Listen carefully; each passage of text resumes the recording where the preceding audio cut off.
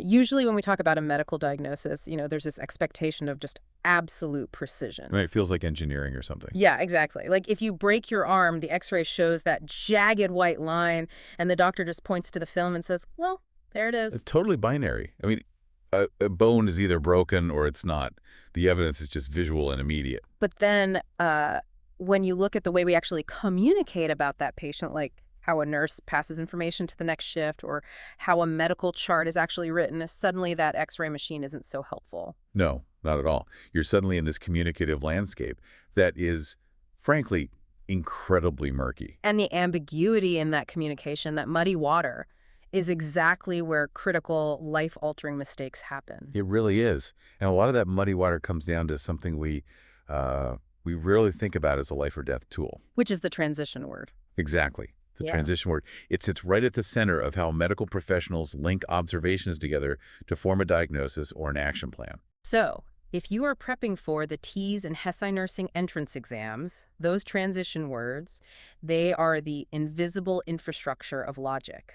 And that's what we're looking at today. Right. It's a huge component of the exams. Welcome to today's deep dive. We are pulling from test prep guides, historical linguistics papers, and actual clinical communication frameworks from the healthcare industry to figure out how these words connect ideas. Because mastering them isn't just about, passing a multiple choice reading test. No, you are learning how to not drop the ball on the actual hospital floor. Right. And to understand why transitions carry so much weight in a high-stakes environment like nursing, we have to unlearn how most of us were taught them in K through 12 education. I was hoping we'd start here because in middle school and high school, writing transitions often felt like, following a recipe. Oh, absolutely. The checklist method. Yeah. I know I had these laminated cheat sheets with lists of words. You just, dropped a furthermore at the start of paragraph 2 and a however in paragraph 3, and your teacher gave you an A for structure. And that method makes sense when you're young. It's the equivalent of learning to drive in an empty parking lot. Right? Just getting the basic controls down. Exactly. Teachers give you a mechanical checklist to make sure you know the pedals and the steering wheel. But on the TEAS exam, and definitely in a clinical setting, you are expected to be a defensive driver. You have to read the actual flow of traffic around you. Yes. So the foundational rule you have to adopt right now is that a transition's job is solely to make an existing logical relationship visible. It can't just manufacture a relationship out of thin air. Right. It cannot. I was actually thinking about this while reading the sources, and that driving analogy is the perfect way to picture it. I mean, a transition word is basically like a turn signal on a car. Oh, I like that. Right. It tells the other drivers where you intend to go, but flipping the blinker doesn't actually turn the steering wheel. The underlying logic, the actual ideas in your sentences, that is the steering wheel. That's a great way to look at it. Because the blinker signals the intent, but if the wheel doesn't turn, the blinker is just misleading everyone on the road. Which is super dangerous. Exactly. And this is precisely how the TEAS and HESI exams evaluate you. They are not testing whether you know the dictionary definition of the word however. Right. They're testing whether you can read a passage and spot if the steering wheel is actually turning in the direction the blinker implies. Which leads to a massive trap that our test prep sources highlight. Let's walk through a concrete example of how that pattern matching habit from high school can just completely tank a student's score. Yeah, let's do the nursing student example. Right. So picture a reading passage on the exam that asks you to fill in the blank between these two sentences. It says, the nursing student studied for 6 hours the night before the exam, blank. She scored an 85%. So a rushed test taker relies on their empty parking lot training, right? Right. They look at that sentence pair and assume, based on just general life experience, that hard work equals a good outcome. Right. Studying leads to a passing grade. Makes sense. So they immediately look at the multiple choice options, and they zero in on a causal transition, something like therefore or consequently. She studied for 6 hours, therefore she scored an 85%. Grammatically, it sounds perfectly fine. The blinker is on. But the TEAS exam rarely gives you sentences in a vacuum like that. They usually have a whole paragraph of context. Right.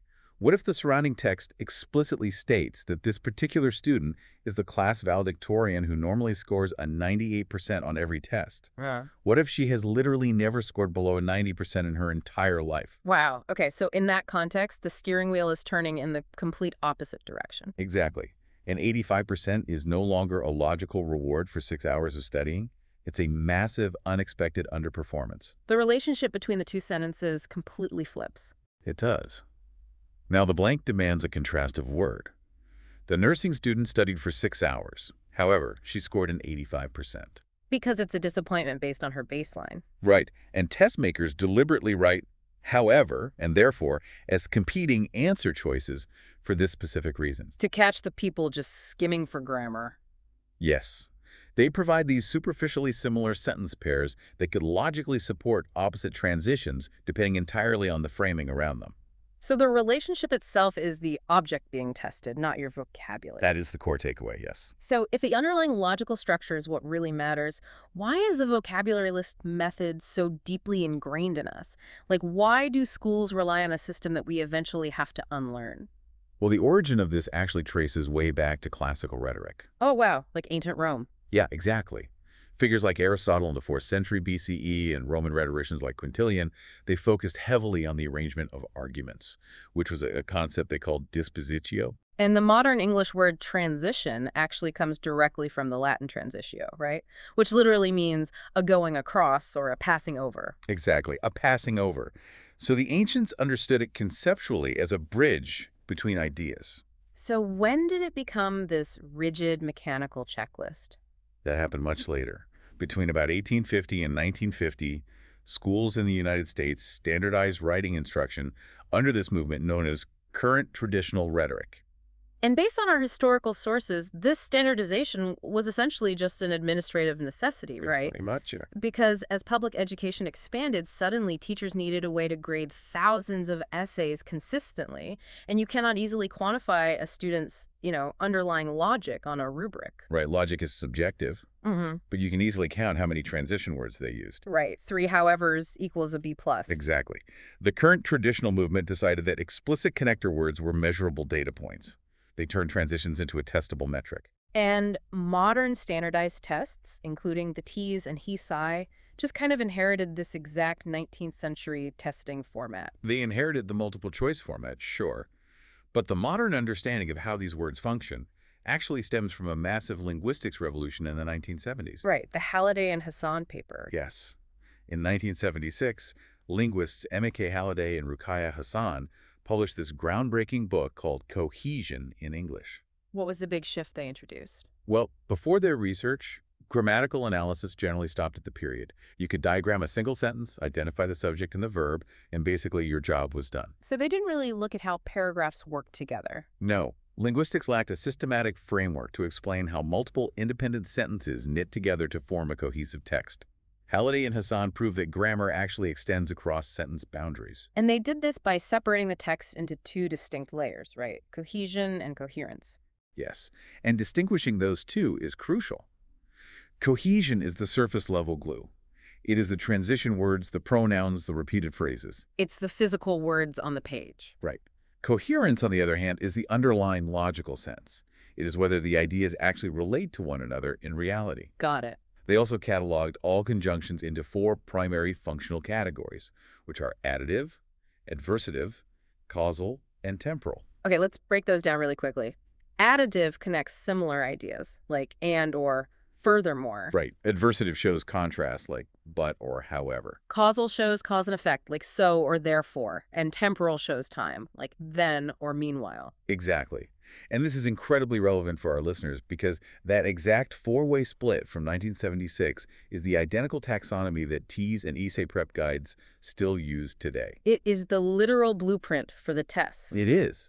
But separating that surface-level glue from the underlying logic is where students still often get tripped up. Well, I want to challenge this idea for a second. Because if cohesion is the glue holding sentences together, shouldn't a text with a lot of cohesive transition words naturally be more coherent? You would think so, right? Yeah. Like if I use furthermore and consequently 5 times in a single paragraph, doesn't that inherently make my argument stronger and easier to follow? It's a very logical assumption, but the reality is totally counterintuitive. Adding more transitions to a text can actually severely damage its coherence if the underlying logic is flawed. Really? Yes. Conversely, a passage can be entirely free of transition words and still be highly coherent if the chronological or logical order of the sentences is just inherently obvious. Oh, that makes me think of building a house. How so? Like, if the wooden framing of a wall is rotting and caving in, putting expensive, beautiful wallpaper over it doesn't fix the wall. Oh, that's perfect. The transition words are the wallpaper. They look super professional, but if the structural logic isn't there, the wall is still going to collapse. Exactly. Yeah. Because the transitions mislead the reader into expecting a load-bearing connection that simply does not exist. So knowing that the underlying structure is what actually matters, I want to look at how test makers actively exploit our reliance on that wallpaper. They absolutely do. There are several misconceptions students carry into exam day. Let's start with the temptation to use highly sophisticated vocabulary. Because when you sit down for an advanced nursing entrance exam, there is this huge urge to pick the smartest sounding word. Oh, the fancy word trap. Yeah, you see a blank and think, well, the word notwithstanding sounds incredibly academic. I should probably pick that one. It is a brilliant trap designed by test makers. Mm-hmm. But TEAS and HESI reward logical fit above vocabulary sophistication every single time. So simpler is sometimes better. Often, yes.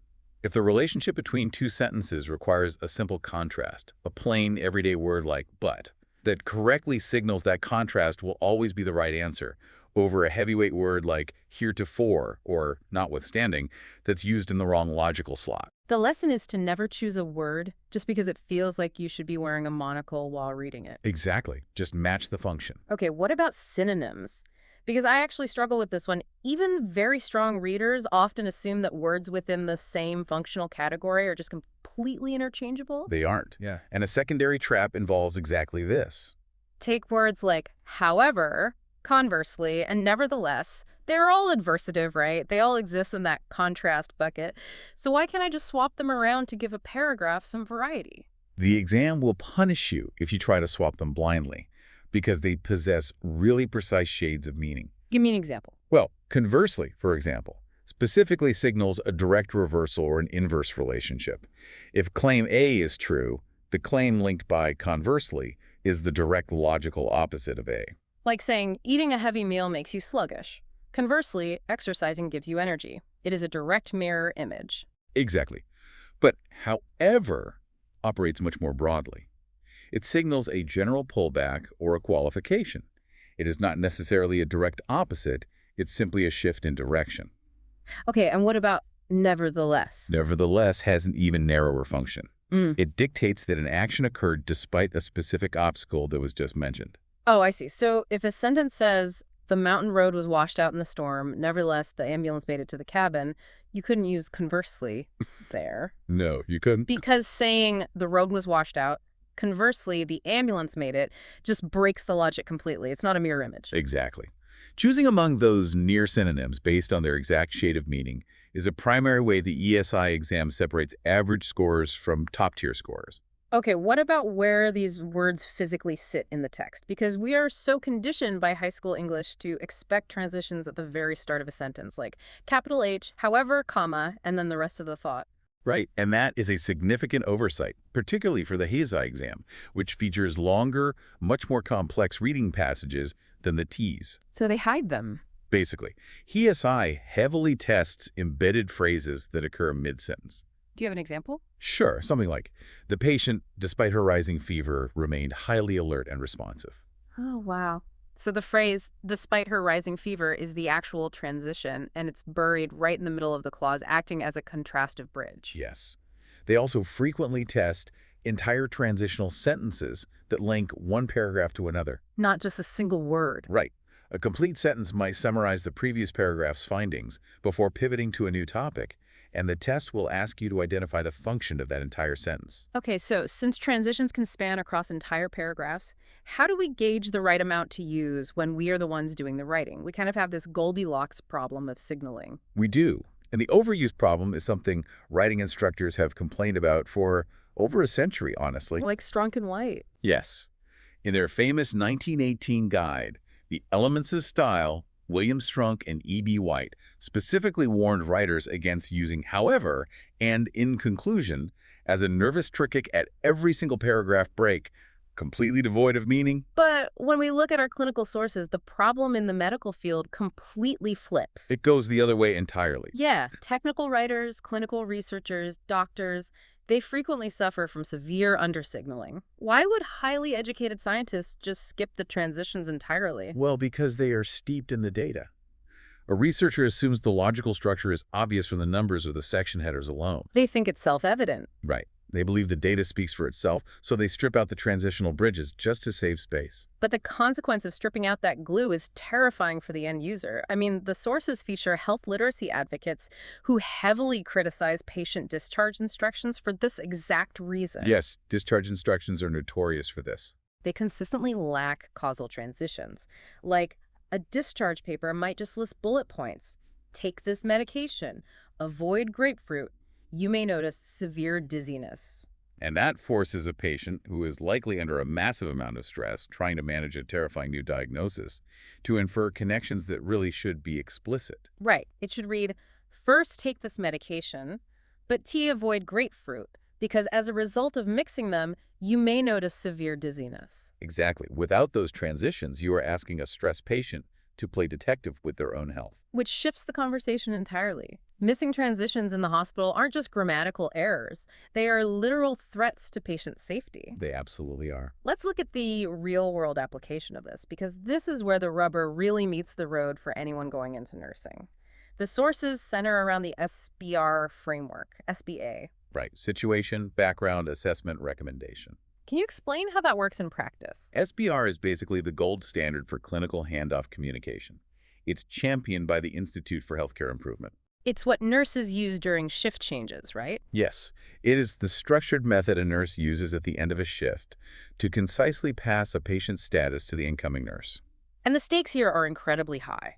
The Joint Commission, which is the body that accredits U.S. hospitals, has repeatedly identified communication failures in patient handoffs as a leading cause of sentinel events. And for those outside the medical field, a sentinel event is a serious, preventable adverse outcome. It means someone got hurt or died because of an error that should have been caught. Exactly. And to see how transition words play into this, imagine a scenario where an outgoing nurse is writing an SBR note. Okay. Under background, they write, patient was administered 10 milligrams of morphine at 2:00 p.m. Then, under assessment, they write, patient's respiratory rate has dropped to 8 breaths per minute. Okay, so if the nurse just lists those as two separate isolated bullet points, dangerous ambiguity is created. Huge ambiguity. Because the information is technically on the chart. But without a causal transition like, consequently, or as a direct result, linking the morphine to the respiratory depression, an incoming nurse reading the chart quickly might see them as unrelated facts. Exactly. The incoming nurse might assume the breathing issue is a brand new underlying symptom that needs oxygen therapy, rather than a direct adverse reaction to the morphine that requires immediate reversal with a drug like Narcan. Wow, so a missing transitional cue in a handoff report is functionally the exact same skill as a missing transition word in a TEAS reading passage. It is the exact same mental muscle. Yeah. But in the hospital, misreading the relationship isn't just a dropped point on an exam. It dictates the medical intervention. Writing clear SBRR notes is literally a high-stakes transition word exercise. It really elevates a concept we typically treat as a middle school English chore into a critical life-saving habit. You have to ensure the load-bearing beams of your logic are visible to the next person on shift. Okay, as a quick bonus before we wrap up, I do want to mention that this critical reading skill isn't confined to the hospital. Our sources highlight how evaluating transitions is a vital media literacy skill for everyday life, too. Oh, absolutely.